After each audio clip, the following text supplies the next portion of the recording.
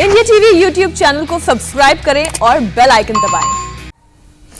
नमस्कार, आप देख रहे हैं इंडिया टीवी। आपके साथ मैं हूं मीनाक्षी जोशी। आप देख रहे थे आपकी अदालत और अब वक्त है इस वक्त की बड़ी खबर का। आपसे कुछ ही देर में प्रधानमंत्री नरेंद्र मोदी मन की बात करने वाले हैं। माना जा रहा है कि पीएम मोदी कोविड और टीकाकरण की स्थिति को लेकर चर्चा कर सकते हैं। प्रधानमंत्री मोदी 77वीं बार रेडियो पर आज मन की बात करने वाले हैं। बस सबसे कुछ ही पलों में ये मन की बात का कार्यक्रम शुरू हो जाएगा। मोदी सरकार के 7 साल पूरे हो चुके हैं और अब आप देखिए कि प्रधानमंत्री नरेंद्र मोदी वैक्सीनेशन को लेकर, इस ड्राइव को लेकर कई दफा कई मंचों से जिक्र कर चुके हैं कि टीका लगाना जनता के लिए कितना ज्यादा जरूरी है। कोविड का ये संक्रमण काल और ये दूसरी लहर लोगों के लिए बहुत घातक। ऐसे में अब मन की बात आप सुनिए। नमस्कार।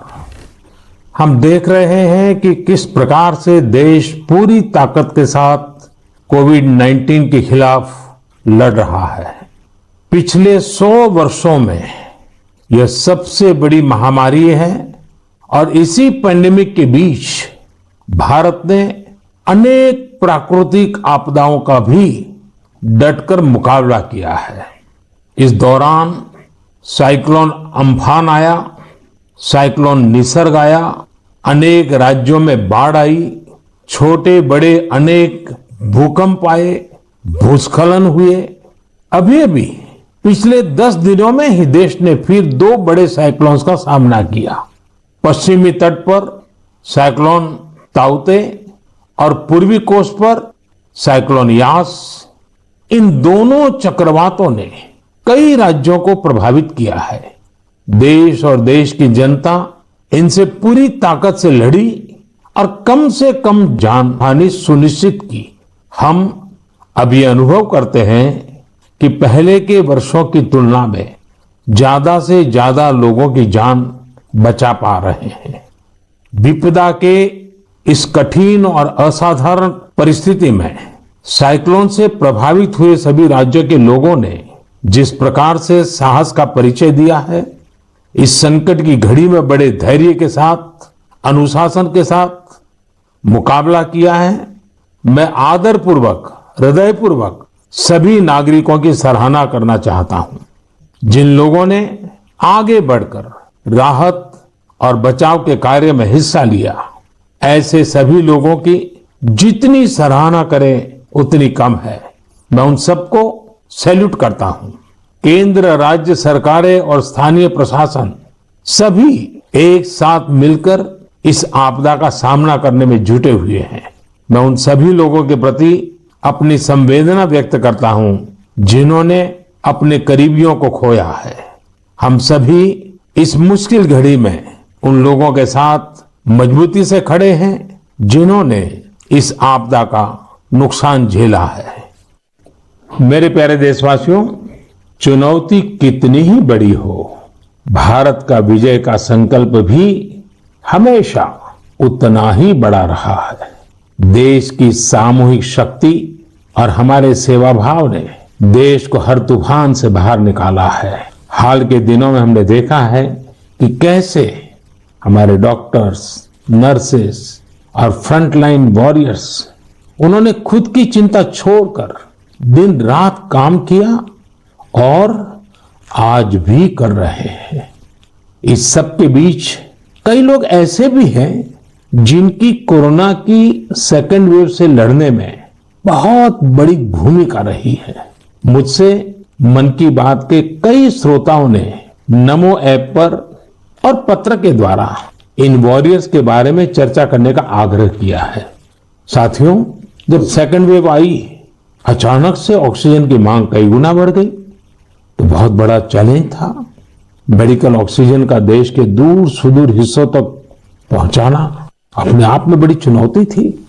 ऑक्सीजन टैंकर ज्यादा तेज चले, छोटी सी भी भूल हो तो उसमें बहुत बड़े विस्फोट का खतरा होता है। इंडस्ट्रियल ऑक्सीजन का उत्पादन करने वाले काफी प्लांट देश के पूर्वी हिस्सों में हैं। वहां से दूसरे राज्यों में ऑक्सीजन पहुंचाने के लिए भी कई दिन का समय लगता है। देश के सामने आई इस चुनौती में देश की मदद की क्रायोजेनिक टैंकर चलाने वाले ड्राइवर्स ने, ऑक्सीजन एक्सप्रेस ने, एयरफोर्स के पायलट्स ने, ऐसे अनेकों लोगों ने युद्ध स्तर पर काम करके हजारों लाखों लोगों का जीवन बचाया। आज मन की बात में हमारे साथ ऐसे ही एक साथी जुड़ रहे हैं, यूपी के जौनपुर के रहने वाले श्रीमान दिनेश उपाध्याय जी। दिनेश जी नमस्कार। सर जी प्रणाम। सबसे पहले तो मैं चाहूंगा कि आप जरा अपने बारे में हमें जरूर बताइए। सर हमारा नाम दिनेश बाबुलनाथ उपाध्याय है। मैं गांव हसनपुर, पोस्ट जमुआ, जिला जौनपुर का निवासी हूं सर। उत्तर प्रदेश से हैं? हाँ सर जी। और सर हमारा एक लड़का है, 2 लड़की और औरत और माँ बाप। और आप क्या करते हैं? सर मैं ऑक्सीजन का टैंकर चलाता हूं सर, लिक्विड ऑक्सीजन का। बच्चों की पढ़ाई ठीक से हो रही है? हाँ सर, बच्चों की पढ़ाई हो रही है, लड़कियां भी पढ़ रही हैं दोनों और मेरा लड़का भी पढ़ रहा है। ये ऑनलाइन पढ़ाई भी ठीक से चलती है उनकी? हाँ सर, अच्छे ढंग से कर रहे हैं। अभी बच्चियां हमारी पढ़ रही हैं, ऑनलाइन में ही पढ़ रही हैं सर। सर 15 से 17 साल हो गया सर मैं ऑक्सीजन का टैंकर चलाता हूं सर। अच्छा, आप ये 15-17 साल से सिर्फ ऑक्सीजन लेके जाते हैं तो सिर्फ ट्रक ड्राइवर नहीं है, आप एक प्रकार से लाखों का जीवन बचाने में लगे हैं। सर हमारा काम ही ऐसा है सर ऑक्सीजन टैंकर का कि हमारी जो कंपनी है आयनोक्स कंपनी, वो भी हमारा लोग का बहुत ख्याल करती है और हम लोग कहीं भी जाके ऑक्सीजन खाली करते हैं तो हमें बहुत खुशी मिलती है सर। लेकिन अभी कोरोना के समय में आपकी जिम्मेदारी बहुत बढ़ गई है। हाँ सर, बहुत बढ़ गई है। जब आप अपने ट्रक की ड्राइविंग सीट पर होते हैं तो आपके मन में क्या भाव होता है? पहले की तुलना में क्या अलग अनुभव? काफी दबाव भी रहता होगा, मानसिक तनाव रहता होगा, परिवार की चिंता, कोरोना का माहौल, लोगों की तरफ से दबाव, मांगे, क्या कुछ होता होगा? सर हमें कोई चिंता नहीं होता, हमें खाली यही होता है कि मैं अपना जो कर्तव्य कर रहा हूँ सर जी, वो हम टाइम पे लेके अगर हमारे ऑक्सीजन से किसी को अगर जीवन मिलता है तो ये हमारे लिए बहुत गौरव की बात है। बहुत उत्तम तरीके से आप अपनी भावना व्यक्त कर रहे हो। अच्छा ये बताइए, आज जब इस महामारी के समय लोग आपके काम के महत्व को देख रहे हैं, जो शायद पहले इतना नहीं समझा होगा, अब समझ रहे हैं, तो क्या आपके और आपके काम के प्रति उनके नजरिए में परिवर्तन आया है?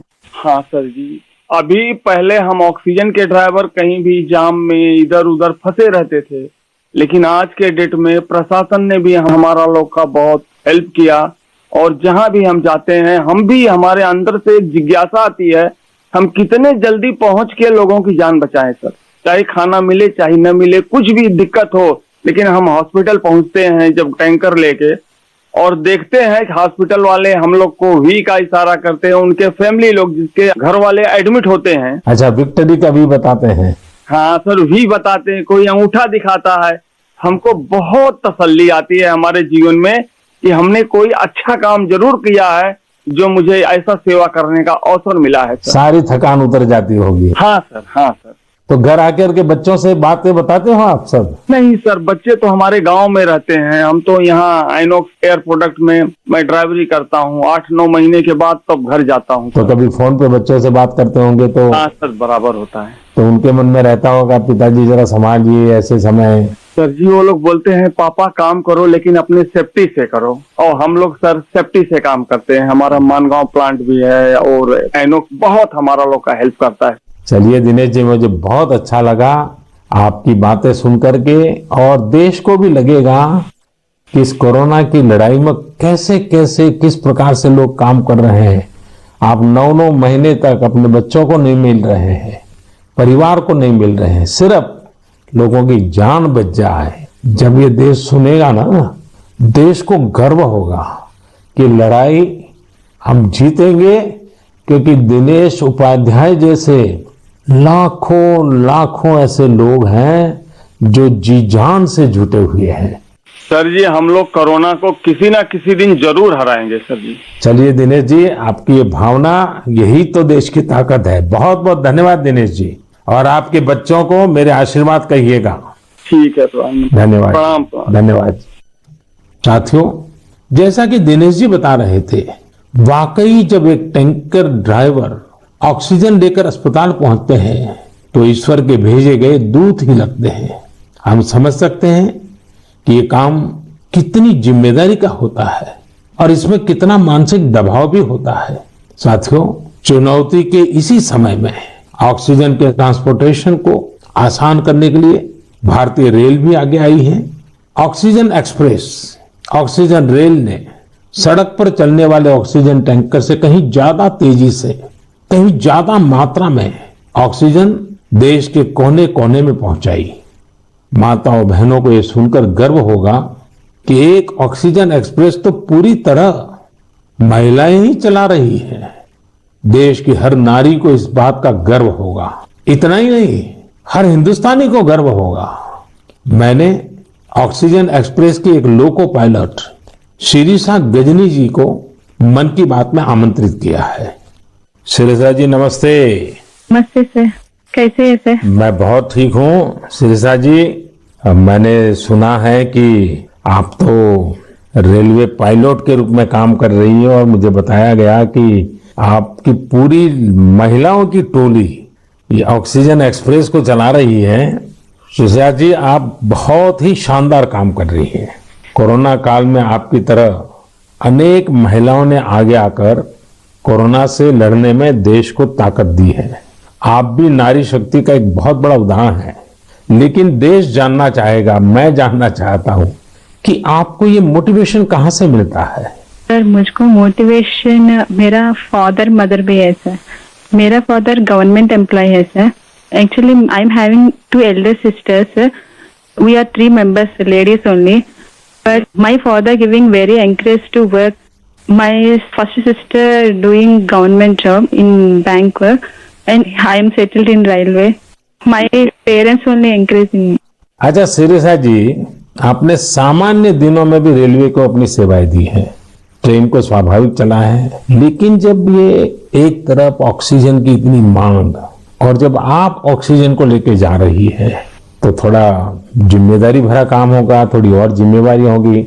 सामान्य गुड्स को ले जाना अलग बात है, ऑक्सीजन तो बहुत ही डेलिकेट भी होती है चीजें। तो क्या अनुभव आता था? मैं हैप्पीली फील किया ये काम करने के लिए। ऑक्सीजन स्पेशल देने के टाइम में सभी देखिए, सेफ्टी का wise, formation wise any leakage है। नेक्स्ट, इंडियन रेलवे भी सपोर्टिव है सर। ये ऑक्सीजन चलाने के लिए मुझको ग्रीन पाथ दिया। ये गाड़ी चलाने के लिए 125 किलोमीटर 1.5 आवर में रीच हो गया। इतना रेलवे भी रेस्पॉन्सिबिलिटी ले लिया, मैं भी रेस्पॉन्सिबिलिटी है सर। वाह, चलिए शिरीषा जी, मैं आपको बहुत बधाई देता हूं और आपके पिताजी माताजी को विशेष रूप से प्रणाम करता हूं, जिन्होंने तीनों बेटियों को इतनी प्रेरणा दी और उनको इतना आगे बढ़ाया और इस प्रकार का हौसला दिया है। और मैं समझता हूं ऐसे माँ बाप को भी प्रणाम और आप सभी बहनों को भी प्रणाम, जिन्होंने इस प्रकार से देश की सेवा भी की और जज्बा भी दिखाया है। बहुत बहुत धन्यवाद शिरीषा जी। धन्यवाद सर, थैंक यू सर। आपका ब्लेसिंग चाहिए सर। शायद परमात्मा का आशीर्वाद आप पर बना रहे, आपके माता पिता का आशीर्वाद बना रहे। धन्यवाद जी। धन्यवाद सर। साथियों, हमने अभी शिरीषा जी की बात सुनी। उनके अनुभव प्रेरणा भी देते हैं, भावुक भी करते हैं। वास्तव में ये लड़ाई इतनी बड़ी है कि इसमें रेलवे की ही तरह हमारा देश जल, थल, नभ तीनों मार्गों से काम कर रहा है। एक और खाली टैंकर्स को एयरफोर्स के विमानों द्वारा ऑक्सीजन प्लांट तक पहुंचाने का काम हो रहा है। दूसरी ओर नए ऑक्सीजन प्लांट बनाने का काम भी पूरा किया जा रहा है। साथ ही विदेशों से ऑक्सीजन, ऑक्सीजन कॉन्सेंट्रेटर्स और क्रायोजेनिक टैंकर्स भी देश में लाए जा रहे हैं। इसलिए इसमें नेवी भी लगी, एयरफोर्स भी लगी, आर्मी भी लगी और डीआरडीओ जैसी हमारी संस्थाएं भी जुटी हैं। हमारे कितने ही वैज्ञानिक, इंडस्ट्री के एक्सपर्ट्स और टेक्नीशियन भी युद्ध स्तर पर काम कर रहे हैं। इन सब के काम को जानने की, समझने की जिज्ञासा सभी देशवासियों के मन में है। इसलिए हमारे साथ हमारी एयरफोर्स के ग्रुप कैप्टन पटनायक जी जुड़ रहे हैं। पटनायक जी, जय हिंद। सर जय हिंद। सर, मैं ग्रुप कैप्टन ए.के. पटनायक हूँ, वायुसेना स्टेशन हिंडन से बात कर रहा हूँ। पटनायक जी, कोरोना से लड़ाई के दौरान आप बहुत बड़ी जिम्मेवारी संभाल रहे हैं। दुनिया भर में जाकर के टैंकर लाना, टैंकर यहाँ पहुंचाना। मैं जानना चाहूंगा कि एक फौजी के नाते एक अलग प्रकार का काम आपने किया है, मरने मारने के लिए दौड़ना होता है, आज आप जिंदगी बचाने के लिए दौड़ रहे हैं। कैसा अनुभव हो रहा है? सर, इस संकट के समय में हमारे देशवासियों को मदद कर सकते हैं, ये हमारे लिए बहुत ही सौभाग्य का काम है सर। और ये जो भी हमें मिशंस मिले हैं, हम बखूबी से उसको निभा रहे हैं। हमारी ट्रेनिंग और सपोर्ट सर्विसेज जो है हमारी पूरी मदद कर रहे हैं। और सबसे बड़ी चीज है सर, इसमें जो हमें जॉब सेटिस्फैक्शन मिल रही है वो बहुत ही हाई लेवल पे है और इसी की वजह से हम कंटिन्यूअस ऑपरेशंस कर पा रहे हैं। कैप्टन, आप इन दिनों जो प्रयास किए हैं और वो भी कम से कम समय में सब कुछ करना पड़ा है, उसमें अभी इन दिनों क्या रहा आपका? सर, पिछले 1 महीने से हम कंटिन्यूअसली ऑक्सीजन टैंकर्स और liquid oxygen containers domestic destination और इंटरनेशनल डेस्टिनेशन दोनों से उठा रहे हैं सर। करीब 1600 सॉर्टी से ज्यादा एयरफोर्स कर चुकी है और 3000 से ज्यादा घंटे हम उड़ चुके हैं। करीब 160 इंटरनेशनल मिशन कर चुके हैं। इस वजह से हम हर जगह से ऑक्सीजन टैंकर्स, जो पहले अगर डोमेस्टिक में 2 से 3 दिन लगते थे, हम उसको 2 से 3 घंटे में एक जगह से दूसरी जगह पहुंचा सकते हैं सर। और इंटरनेशनल मिशन में भी within 24 hour continuous round the clock operations करके पूरी एयरफोर्स इसमें लगी हुई है कि जितनी जल्दी हो सके हम जितने ज्यादा टैंकर ला सकें और देश की मदद कर सके सर। कैप्टन, आपको इंटरनेशनल में अभी कहाँ कहाँ दौड़ भागना पड़ा?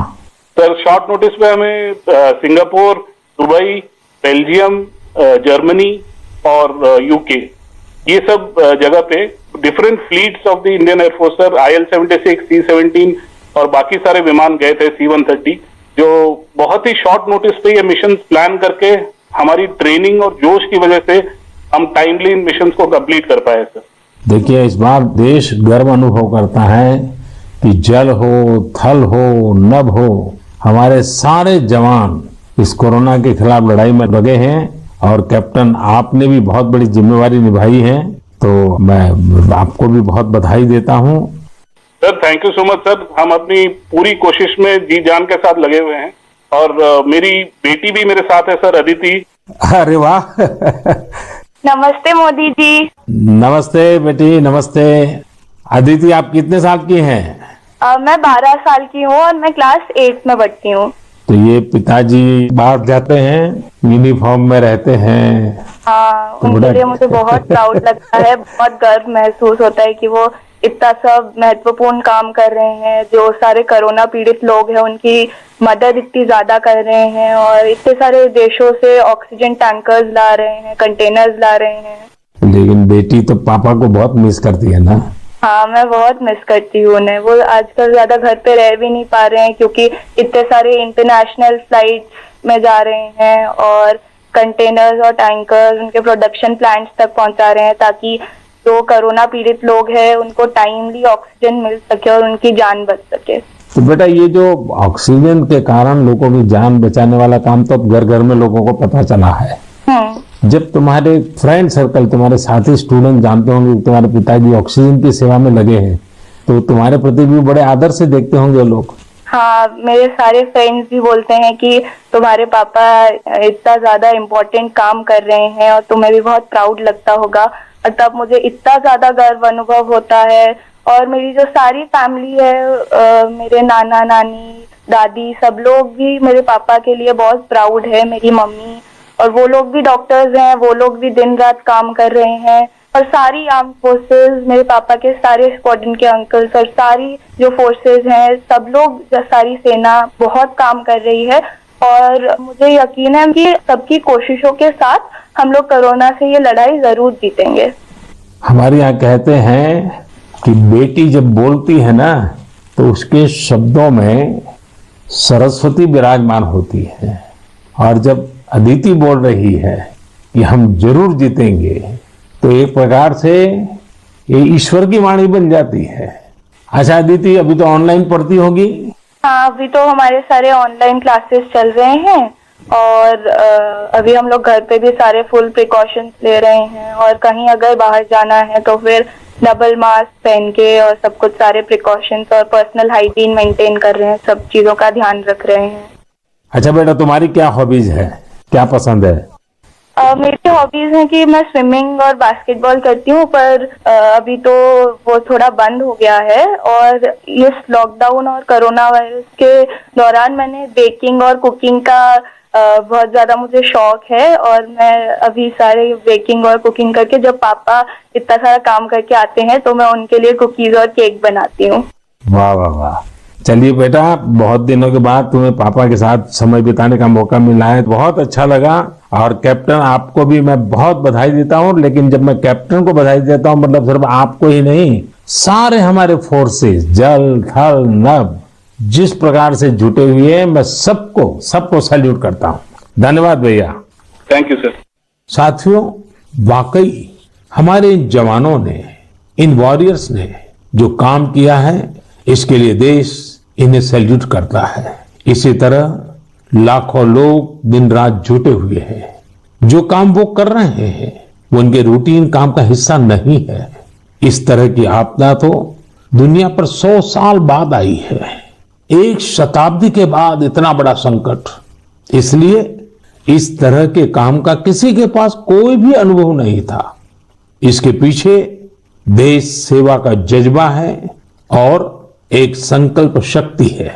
इसी से देश ने वो काम किया है जो पहले कभी नहीं हुआ। आप अंदाजा लगा सकते हैं, सामान्य दिनों में हमारे यहां एक दिन में 900 metric ton liquid medical oxygen का प्रोडक्शन होता था। अब ये 10 गुना से भी ज्यादा बढ़कर करीब करीब 9,500 मीट्रिक टन प्रतिदिन उत्पादन हो रहा है। इस ऑक्सीजन को हमारे वॉरियर्स देश के दूर सुदूर कोने तक पहुंचा रहे हैं।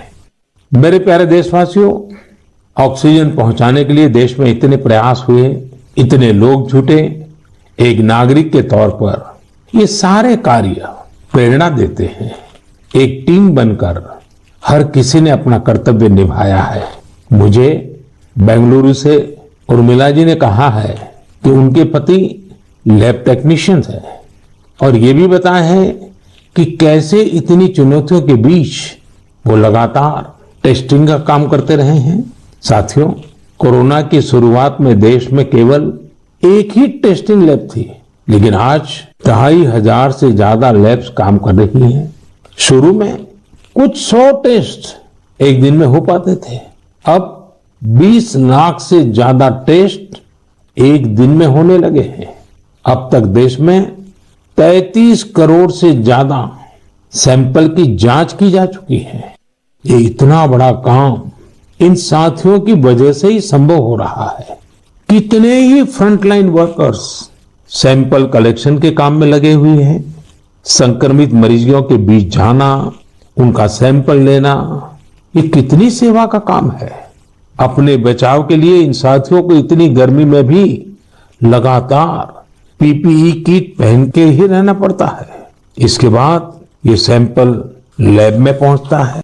इसलिए जब मैं आप सबके सुझाव और सवाल पढ़ रहा था तो मैंने तय किया कि हमारे इन साथियों की भी चर्चा जरूर होनी चाहिए। इनके अनुभवों से हमें भी बहुत कुछ जानने को मिलेगा। तो आइए, दिल्ली में एक लैब टेक्नीशियन के तौर पर काम करने वाले हमारे साथी प्रकाश कांडपाल जी से बात करते हैं। प्रकाश जी नमस्कार। नमस्कार आदरणीय प्रधानमंत्री जी। प्रकाश जी, सबसे पहले तो आप मन की बात के हमारे सभी श्रोताओं को अपने बारे में बताइए। आप कितने समय से ये काम कर रहे हैं और कोरोना के समय आपका क्या अनुभव रहा है? क्योंकि देश के लोगों को इस प्रकार से न टीवी पर दिखते हैं, न अखबार में दिखते हैं, फिर भी एक ऋषि की तरह लैब में रह करके काम कर रहे हैं। तो मैं चाहूंगा कि आप जब बताएंगे तो देशवासियों को भी जानकारी मिलेगी कि देश में काम कैसे हो रहा है। सर, मैं दिल्ली सरकार के स्वास्थ्य संस्थान institute of liver and biliary sciences नाम के हॉस्पिटल में पिछले 10 वर्षों से लैब टेक्नीशियन के रूप में कार्यरत हूँ। मेरा स्वास्थ्य क्षेत्र का अनुभव 22 वर्षों का है। आईएलबीएस से पहले भी मैं दिल्ली के Apollo hospital, Rajiv Gandhi cancer hospital, rotary blood bank जैसे प्रतिष्ठित संस्थान में काम कर चुका हूँ। सर, यद्यपि सभी जगह मैंने रक्त कोष विभाग में अपनी सेवाएं दी, परंतु पिछले वर्ष 1 अप्रैल 2020 से मैं आईएलबीएस के वायरोलॉजी डिपार्टमेंट के अधीनस्थ कोविड टेस्टिंग लैब में कार्य कर रहा हूँ। निस्संदेह कोविड महामारी में स्वास्थ्य एवं स्वास्थ्य से संबंधित सभी साधन संसाधनों पर अत्यधिक दबाव पड़ा, पर मैं इस संघर्ष के दौर को निजी तौर पर इसमें ऐसा अवसर मानता हूँ जब राष्ट्र, मानवता, समाज हमसे अधिक उत्तरदायित्व, सहयोग, हमसे अधिक सामर्थ्य और हमसे अधिक क्षमता के प्रदर्शन की अपेक्षा करता है और आशा करता है। और सर, जब हम राष्ट्र के, मानवता के, समाज की अपेक्षा के और आशा के अनुरूप अपने स्तर पर, जो कि एक बूंद के बराबर है, हम उस पर काम करते हैं, खरा उतरते हैं, तो एक गौरव की अनुभूति होती है। कभी जब हमारे घर वाले भी आशंकित होते हैं या थोड़ा उन्हें भय लगता है, तो ऐसे अवसर पे उनको स्मरण कराता हूँ कि हमारे देश के जवान, जो कि सदैव ही परिवार से दूर सीमाओं पर विषम और असामान्य परिस्थितियों में देश की रक्षा कर रहे हैं, उनकी तुलना में तो हमारा जोखिम जो है कम है, बहुत कम है। तो वो भी इस चीज को समझते हैं और मेरे साथ में एक तरह से वो भी सहयोग करते हैं और वो भी इस आपदा में समान रूप से जो भी सहयोग है उसमें अपनी सहभागिता निभाते हैं। प्रकाश जी, एक तरफ सरकार सबको कह रही है कि दूरी रखो, दूरी रखो, कोरोना में एक दूसरे से दूर रहो, और आपको तो सामने से होकर के कोरोना के जीवाणुओं के बीच में रहना ही पड़ता है, सामने से जाना पड़ता है। तो ये अपने आप में एक जिंदगी को संकट में डालने वाला मामला रहता है, तो परिवार को चिंता होना बहुत स्वाभाविक है। लेकिन फिर भी ये लैब टेक्नीशियन का काम सामान्य संजोगों में एक है और ऐसी पेंडेमिक स्थिति में दूसरा है, और वो आप कर रहे हैं तो काम के घंटे भी बहुत बढ़ गए होंगे, रात रात लैब में निकालना पड़ता होगा, क्योंकि इतना करोड़ों लोगों का टेस्टिंग हो रहा है तो बोझ भी बड़ा होगा। लेकिन अपनी सुरक्षा के लिए भी सावधानी रखते हैं कि नहीं रखते हैं? बिल्कुल रखते हैं सर। हमारे ILBS की जो लैब है वो WHO से मान्यता प्राप्त है, तो जो सारे प्रोटोकॉल हैं वो इंटरनेशनल स्टैंडर्ड के हैं। हम त्रिस्तरीय जो हमारी पोशाक है उसमें हम जाते हैं लैब में और उसी में हम काम करते हैं, और उसका पूरा डिस्कार्डिंग का, लेबलिंग का और उनको टेस्टिंग का एक पूरा प्रोटोकॉल है, तो उस प्रोटोकॉल के तहत काम करते हैं। तो सर, ये भी ईश्वर की कृपा है कि मेरा परिवार और मेरे जानने वाले अधिकतर जो अभी तक इस संक्रमण से बचे हुए हैं। तो एक चीज है कि अगर आप सावधानी रखते हैं और संयम बरतते हैं तो आप थोड़ा बहुत इससे बचे रह सकते हैं। प्रकाश जी, आप जैसे हजारों लोग पिछले 1 साल से लैब में बैठे हैं और इतनी जहमत कर रहे हैं, इतने लोगों को बचाने का काम कर रहे हैं, जो देश आज जान रहा है। लेकिन प्रकाश जी, मैं आपके माध्यम से आपकी बिरादरी के सभी साथियों को हृदयपूर्वक धन्यवाद करता हूं, देशवासियों की तरफ से धन्यवाद करता हूं, और आप स्वस्थ रहिए, आपका परिवार स्वस्थ रहे, मेरी बहुत शुभकामनाएं हैं। धन्यवाद प्रधानमंत्री जी, मैं आपका बहुत बहुत आभारी हूँ कि आपने मुझे अवसर प्रदान किया। धन्यवाद भैया। साथियों, एक प्रकार से बात तो मैंने भाई प्रकाश जी से की है, लेकिन उनकी बातों में हजारों लैब टेक्नीशियंस की सेवा की सुगंध हम तक पहुंच रही है। इन बातों में हजारों लाखों लोगों का सेवा भाव तो दिखता ही है। हम सभी को अपने जिम्मेदारी का भी बोध होता है। जितनी मेहनत और लगन से भाई प्रकाश जी जैसे हमारे साथी काम कर रहे हैं, उतनी ही निष्ठा से उनका सहयोग कोरोना को हराने में बहुत मदद करेगा। मेरे प्यारे देशवासियों, अभी हम हमारे कोरोना वॉरियर्स की चर्चा कर रहे थे।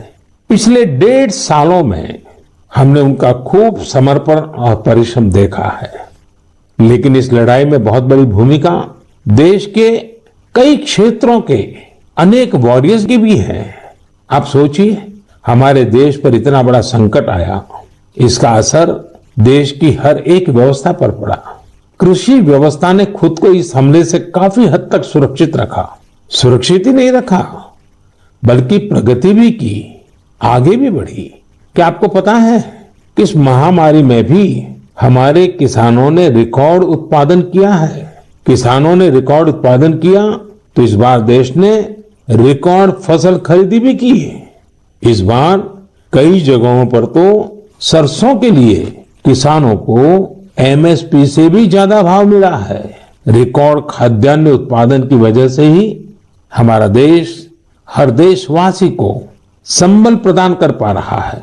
आज इस संकट काल में 80 करोड़ गरीबों को मुफ्त राशन उपलब्ध कराया जा रहा है, ताकि गरीब के घर में भी कभी ऐसा दिन न आए जब चूल्हा न जले। साथियों, आज हमारे देश के किसान कई क्षेत्रों में नई व्यवस्थाओं का लाभ उठाकर कमाल कर रहे हैं। जैसे कि अगरतला के किसानों को ही लीजिए। ये किसान बहुत अच्छे कटहल की पैदावार करते हैं। इनकी मांग देश विदेश में हो सकती है, इसलिए इस बार अगरतला के किसानों के कटहल रेल के जरिए गुवाहाटी तक लाए गए। गुवाहाटी से अब ये कटहल लंदन भेजे जा रहे हैं। ऐसे ही आपने बिहार की शाही लीची का नाम भी सुना होगा। 2018 में सरकार ने शाही लीची को जीआई टैग भी दिया था ताकि इसकी पहचान मजबूत हो और किसानों को ज्यादा फायदा हो। इस बार बिहार की ये शाही लीची भी हवाई मार्ग से लंदन भेजी गई है। पूरब से पश्चिम, उत्तर से दक्षिण हमारा देश ऐसे ही अनूठे स्वाद और उत्पादों से भरा पड़ा है। दक्षिण भारत में विजयनगरम के आम के बारे में आपने जरूर सुना होगा। अब भला ये आम कौन नहीं खाना चाहेगा। इसलिए अब किसान रेल सैकड़ों टन विजयनगरम आम दिल्ली पहुंचा रही है। दिल्ली और उत्तर भारत के लोगों को विजयनगरम आम खाने को मिलेगा और विजयनगरम के किसानों को अच्छी कमाई होगी। किसान रेल अब तक करीब करीब 2 लाख टन उपज का परिवहन कर चुकी है। अब किसान बहुत कम कीमत पर फल, सब्जियां, अनाज देश के दूसरे सुदूर हिस्सों में भेज पा रहा है। मेरे प्यारे देशवासियों, आज 30 मई को हम मन की बात कर रहे हैं और संयोग से ये सरकार के 7 साल पूरे होने का भी समय है। इन वर्षों में देश सबका साथ, सबका विकास, सबका विश्वास के मंत्र पर चला है। देश की सेवा में हर क्षण समर्पित भाव से हम सभी ने काम किया है। मुझे कई साथियों ने पत्र भेजे हैं और कहा है कि मन की बात में 7 साल की हमारी आपकी इस साझी यात्रा पर भी चर्चा करूं। साथियों, इन 7 वर्षों में जो कुछ भी उपलब्धि रही है वो देश की रही है, देशवासियों की रही है। कितने ही राष्ट्रीय गौरव के क्षण हमने इन वर्षों में साथ मिलकर अनुभव किए हैं। जब हम ये देखते हैं कि अब भारत दूसरे देशों की सोच और उनके दबाव में नहीं, अपने संकल्प से चलता है, तो हम सबको गर्व होता है। जब हम देखते हैं कि अब भारत अपने खिलाफ साजिश करने वालों को मुंहतोड़ जवाब देता है, तो हमारा आत्मविश्वास और बढ़ता है। जब भारत राष्ट्रीय सुरक्षा के मुद्दों पर समझौता नहीं करता, जब हमारी सेनाओं की ताकत बढ़ती है, तो हमें लगता है कि हाँ, हम सही रास्ते पर हैं। साथियों, मुझे कितने ही देशवासियों के संदेश, उनके पत्र देश के कोने कोने से मिलते हैं। कितने ही लोग देश को धन्यवाद देते हैं कि 70 साल बाद उनके गांव में पहली बार बिजली पहुंची है। उनके बेटे बेटियां उजाले में, पंखे में बैठ करके पढ़ रहे हैं। कितने ही लोग कहते हैं कि हमारा भी गांव अब पक्की सड़क से शहर से जुड़ गया है। मुझे याद है, एक आदिवासी इलाके से कुछ साथियों ने मुझे संदेश भेजा था कि सड़क बनने के बाद पहली बार उन्हें ऐसा लगा कि वो भी बाकी दुनिया से जुड़ गए हैं। ऐसे ही कहीं कोई बैंक खाता खुलने की खुशी साझा करता है, तो कोई अलग अलग योजनाओं की मदद से जब नया रोजगार शुरू करता है, तो उस खुशी में मुझे भी आमंत्रित करता है। प्रधानमंत्री आवास योजना के तहत घर मिलने के बाद गृह प्रवेश के आयोजन में कितने ही निमंत्रण मुझे हमारे देशवासियों की ओर से लगातार मिलते रहते हैं। इन 7 सालों में आप सबकी ऐसी करोड़ों खुशियों में मैं शामिल हुआ हूं। अभी कुछ दिन पहले ही मुझे गांव से एक परिवार ने जल जीवन मिशन के तहत घर में लगे पानी के नल की एक फोटो भेजी। उन्होंने इस फोटो का कैप्शन लिखा था, मेरे गांव की जीवन धारा। ऐसे कितने ही परिवार है। आजादी के बाद 7 दशकों में हमारे देश के केवल 3.5 करोड़ ग्रामीण घरों में ही पानी के कनेक्शन थे, लेकिन पिछले 21 महीनों में ही 4.5 करोड़ घरों को साफ पानी के कनेक्शन दिए गए हैं। इनमें से 15 महीने तो कोरोना काल के ही थे। इसी तरह का एक नया विश्वास देश में आयुष्मान योजना से भी आया है। जब कोई गरीब मुफ्त इलाज से स्वस्थ होकर घर आता है तो उसे लगता है कि उसे नया जीवन मिला है। उसे भरोसा होता है कि देश उसके साथ है। ऐसे कितने ही परिवारों का आशीर्वचन, करोड़ों माताओं का आशीर्वाद लेकर हमारा देश मजबूती के साथ विकास की ओर अग्रसर है। साथियों, इन 7 सालों में भारत ने डिजिटल लेन देन में दुनिया को नई दिशा दिखाने का काम किया है। आज किसी भी जगह जितनी आसानी से आप चुटकियों में डिजिटल पेमेंट कर देते हैं, वो कोरोना के समय में भी बहुत उपयोगी साबित हो रहा है। आज स्वच्छता के प्रति देशवासियों की गंभीरता और सतर्कता बढ़ रही है। हम रिकॉर्ड सैटेलाइट भी प्रक्षेपित कर रहे हैं और रिकॉर्ड सड़कें भी बना रहे हैं। इन 7 वर्षों में ही देश के अनेकों पुराने विवाद भी पूरी शांति और सौहार्द से सुलझाए गए हैं। पूर्वोत्तर से लेकर कश्मीर तक शांति और विकास का एक नया भरोसा जगा है। साथियों, क्या आपने सोचा है ये सब काम जो दशकों में भी नहीं हो सके, इन 7 सालों में कैसे हुए? ये सब इसलिए संभव हुआ क्योंकि इन 7 सालों में हमने सरकार और जनता से ज्यादा एक देश के रूप में काम किया, एक टीम के रूप में काम किया, टीम इंडिया के रूप में काम किया। हर नागरिक ने देश को आगे बढ़ाने में एकाध कदम आगे बढ़ाने का प्रयास किया है। हाँ, जहां सफलताएं होती हैं वहां परीक्षाएं भी होती हैं। इन 7 सालों में हमने साथ मिलकर ही कई कठिन परीक्षाएं भी दी है और हर बार हम सभी मजबूत होकर निकले हैं। कोरोना महामारी के रूप में इतनी बड़ी परीक्षा तो लगातार चल रही है। ये तो एक ऐसा संकट है जिसने पूरी दुनिया को परेशान किया है। कितने ही लोगों ने अपनों को खोया है। बड़े बड़े देश भी इसकी तबाही से बच नहीं सके हैं। इस वैश्विक महामारी के बीच भारत सेवा और सहयोग के संकल्प के साथ आगे बढ़ रहा है। हमने पहली वेव में भी पूरे हौसले के साथ लड़ाई लड़ी थी। इस बार भी वायरस के खिलाफ चल रही लड़ाई में भारत विजयी होगा। 2 गज की दूरी, मास्क से जुड़े नियम हो या फिर वैक्सीन, हमें ढिलाई नहीं करनी है। यही हमारी जीत का रास्ता है। अगली बार जब हम मन की बात में मिलेंगे तो देशवासियों के कई और प्रेरणादायक उदाहरणों पर बात करेंगे और नए विषयों पर चर्चा करेंगे। आप अपने सुझाव मुझे ऐसे ही भेजते रहिए। आप सभी स्वस्थ रहिए, देश को इसी तरह आगे बढ़ाते रहिए। बहुत बहुत धन्यवाद।